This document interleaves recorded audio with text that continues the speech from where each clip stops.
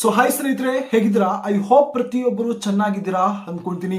ಸ್ನೇಹಿತರೆ, ಫೈನಲ್ ಆಗಿ ಪ್ರತಿಯೊಬ್ಬರಿಗೂ ಒಂದು ಗುಡ್ ನ್ಯೂಸ್ ಅನ್ನ ಕೊಡಕ್ಕೆ ಹೋಗ್ತಿದ್ದೀನಿ. ಪ್ರತಿಯೊಬ್ಬರಿಗೂ ಒಂದು ಶುಭ ಸುದ್ದಿ ಅಂತಾನೆ ಹೇಳ್ತೀನಿ. ಏನಂದ್ರೆ, ಯಾವ ಒಂದು ವೇಕೆನ್ಸಿಗಳಿಗೋಸ್ಕರ ತಾವು ಏನು ಬಹಳಷ್ಟು ದಿನದಿಂದ ಒಂದು ವೈಟ್ ಮಾಡ್ತಿದ್ರಿ, ಕಾಯ್ತಾ ಇದ್ರಿ ಗಾಯ್ಸ್, ನಿಮ್ಮ ಒಂದು 35,000 ಒಂದು ವೇಕೆನ್ಸಿಗಳ ಒಂದು ಡೀಟೇಲ್ ಆಗಿರುವಂತಹ ಒಂದು ಅಫಿಷಿಯಲ್ ಆಗಿರುವಂತಹ ಒಂದು ನೋಟಿಫಿಕೇಶನ್ ನ ಅನೌನ್ಸ್ ಅನ್ನ ಮಾಡಿದ್ದಾರೆ. ಏನು ಇಂಡಿಯಾ ಪೋಸ್ಟ್ ಆಫೀಸ್ ನ ಈ ಒಂದು ಡಿಪಾರ್ಟ್ಮೆಂಟ್ ಅಲ್ಲಿ ಪಕ್ಕ ನಿಮ್ಮ ಒಂದು ನೋಟಿಫಿಕೇಶನ್ ನ ರಿಲೀಸ್ ಮಾಡೇ ಮಾಡ್ತಾರೆ ಅಂತ ನಾನು ಬಹಳಷ್ಟು ದಿನಗಳಿಂದ ನಾನು ಅಪ್ಡೇಟ್ ಅನ್ನ ಕೊಡ್ತಾ ಬರ್ತಾ ಇದೀನಿ.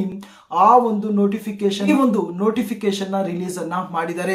ಸೊ ನಾನು ಯಾವುದೇ ಒಂದು ಲೇಟೆಸ್ಟ್ ಆಗಿರುವಂತಹ ಒಂದು ಅಪ್ಡೇಟ್ ಅನ್ನ ಕೊಟ್ಟ ತಕ್ಷಣ ಬಹಳಷ್ಟು ನಮ್ಮ ಒಂದು ಕರ್ನಾಟಕದಂತಹ ಒಂದು ಕ್ಯಾಂಡಿಡೇಟ್ಸ್ಗಳು, ಒಂದು ಸ್ಟೂಡೆಂಟ್ಸ್ಗಳು, ಬ್ರದರ್ ಯಾವಾಗ ಇದರ ಒಂದು ಯಾವ ಒಂದು ಡೇಟ್ ನಿಂದ ನಾವು ಈ ಒಂದು ಅಪ್ಲಿಕೇಶನ್ ನ ಹಾಕ್ಬೋದು ಅಂತ ಒಂದು ಪದೇ ಪದೇ ಒಂದು ಕಮೆಂಟ್ಸ್ ಅನ್ನ ಮಾಡ್ತಿದ್ರಿ.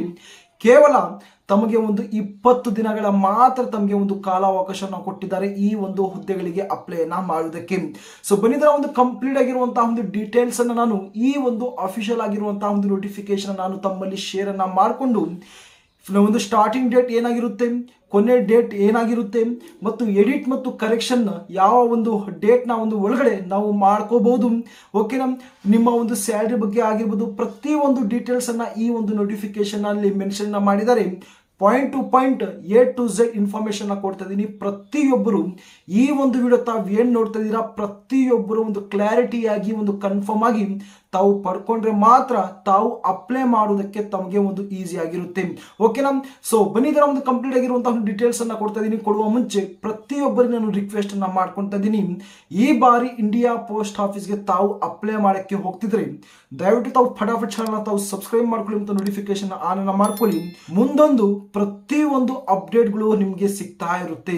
ಸ್ನೇಹಿತರೆ, ತಾವು ಇಲ್ಲಿ ಸ್ಕ್ರೀನ್ ಮೇಲೆ ತಾವು ಅಬ್ಸರ್ವ್ ಅನ್ನ ಮಾಡಬಹುದು. ಮೊದಲು ತಾವು ಇಲ್ಲಿ ಒಂದು ಡೇಟ್ ಅನ್ನ ಅಬ್ಸರ್ವ್ ಅನ್ನ ಮಾಡಬಹುದು. 12/7/2024 ಅಂದ್ರೆ ಒಂದು ನಿನ್ನೆನೆ ಈ ಒಂದು ನೋಟಿಫಿಕೇಶನ್ ರಿಲೀಸ್ ಅನ್ನ ಮಾಡಿರ್ತಾರೆ, ಓಕೆನಾ.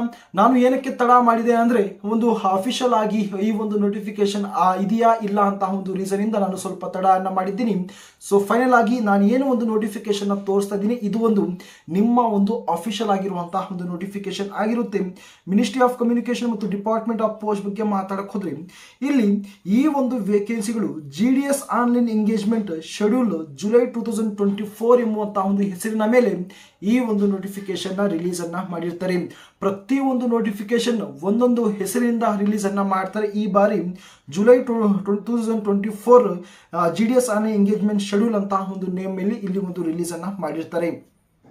ಸೊ ಓಕೆನಾ, ಇಲ್ಲಿ ಒಂದು ಪಾಯಿಂಟ್ ಟು ಪಾಯಿಂಟ್ ಬಗ್ಗೆ ಮಾತಾಡಕ್ ಹೋದ್ರೆ, ನಿಮ್ಮ ಒಂದು ಅಪ್ಲಿಕೇಶನ್ ತಾವು ಯಾವಾಗಿಂದ ತಾವು ಹಾಕಬಹುದು ಎಂಬುದರ ಬಗ್ಗೆ ಮಾತಾಡಕ್ ಹೋದ್ರೆ ನೋಡಿ, ಮೊದಲನೇದಾಗಿ ತಾವು ಇಲ್ಲಿ registration and submission of online application ಅಂತ ಮೆನ್ಷನ್ ಮಾಡಿದ್ದಾರೆ. 15/7/2024 ಅಂದ್ರೆ ಈ ಒಂದು ತಿಂಗಳು 15ನೇ ತಾರೀಕಿಂದ ತಾವು ಅಪ್ಲೈನ ಮಾಡಬೇಕು. ಇನ್ನೇನು ಒಂದು 2-3 ದಿನದ ನಂತರ ತಾವು ಆನ್ಲೈನ್ ನಲ್ಲಿ ತಾವು ರಿಜಿಸ್ಟ್ರೇಷನ್ ತಾವು ಮಾಡಬೇಕಾಗಿರುತ್ತೆ. ನಂತರ ನಾಳೆ ತಿಂಗಳು ಆಗಸ್ಟ್ 5ನೇ ತಾರೀಕುವರೆಗೂ ಮಾತ್ರ ತಾವು ಈ ಒಂದು ಹುದ್ದೆಗಳಿಗೆ ತಾವು ಅಪ್ಲೈನ ಮಾಡಬೇಕಾಗಿರುತ್ತೆ. ಸುಮಾರು ಇಟ್ಕೊಳ್ಳಿ ಒಂದು 20 ದಿನ ಮಾತ್ರ ತಮಗೆ ಇಲ್ಲಿ ಒಂದು ಕಾಲಾವಕಾಶನ ಕೊಟ್ಟಿದ್ದಾರೆ ಈ ಬಾರಿ ತಾವು ಅಪ್ಲಿಕೇಶನ್ ತಾವು ಹಾಕುವುದಕ್ಕೆ, ಓಕೆನಾ.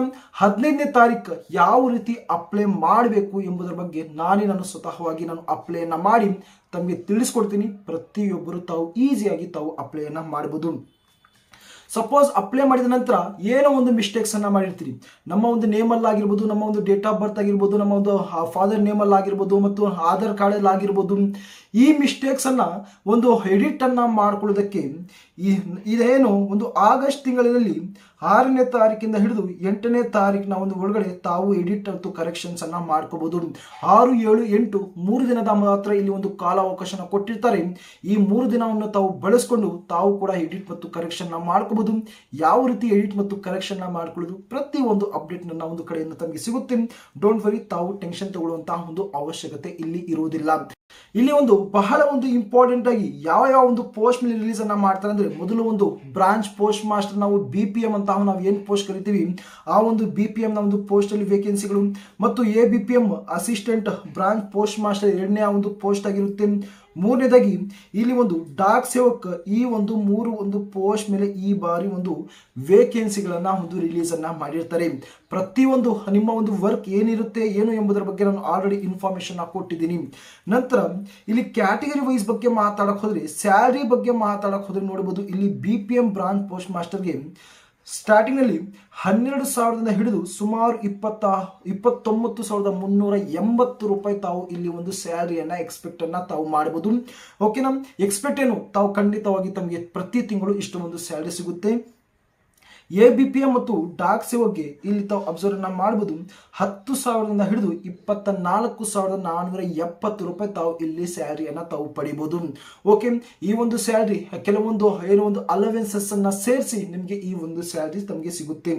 ಏಜ್ ಲಿಮಿಟ್ ಬಗ್ಗೆ ಮಾತಾಡಕ್ ಹೋದ್ರೆ ಮಿನಿಮಮ್ ಏಜ್ 18 ವರ್ಷ ಇಲ್ಲಿ ಕೇಳಿರ್ತಾರೆ ಮತ್ತು ಮ್ಯಾಕ್ಸಿಮಮ್ ಏಜ್ 40 ವರ್ಷ ತಾವುಗೆ ಇರಲೇಬೇಕಾಗಿರುವಂಥದ್ದು.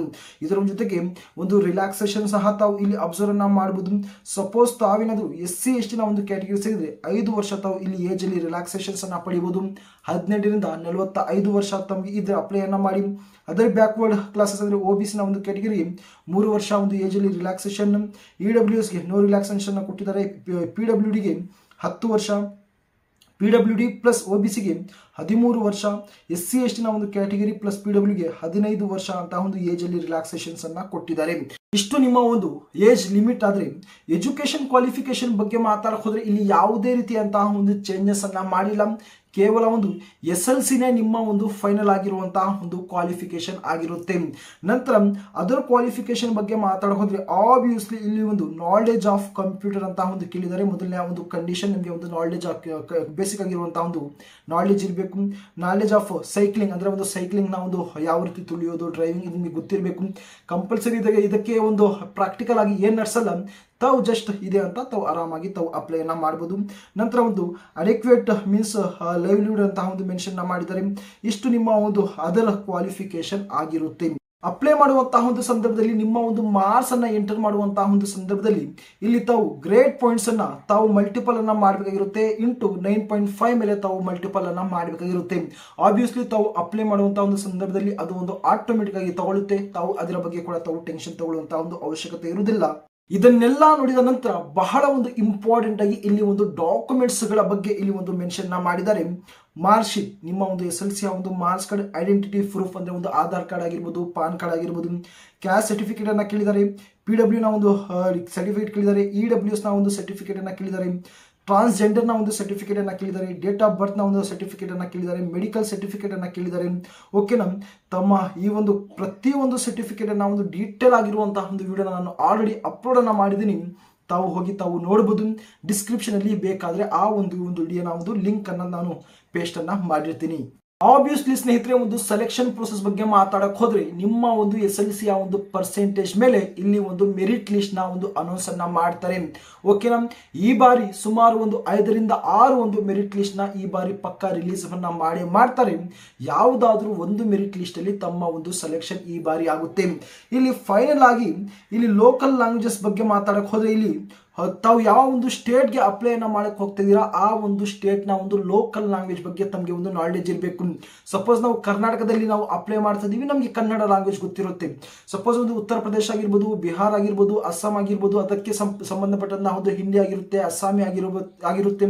ಸೊ ಅವರ ಒಂದು ಲೋಕಲ್ ಲ್ಯಾಂಗ್ವೇಜಸ್ ನ ಒಂದು ಆಧಾರದ ಮೇಲೆ ಆ ಒಂದು ಸ್ಟೇಟ್ಗೆ ಮಾತ್ರ ತಾವು ಈ ಬಾರಿ ಅಪ್ಲಿಕೇಶನ್ ನ ತಾವು ಹಾಕಬೇಕಾಗಿರುತ್ತೆ.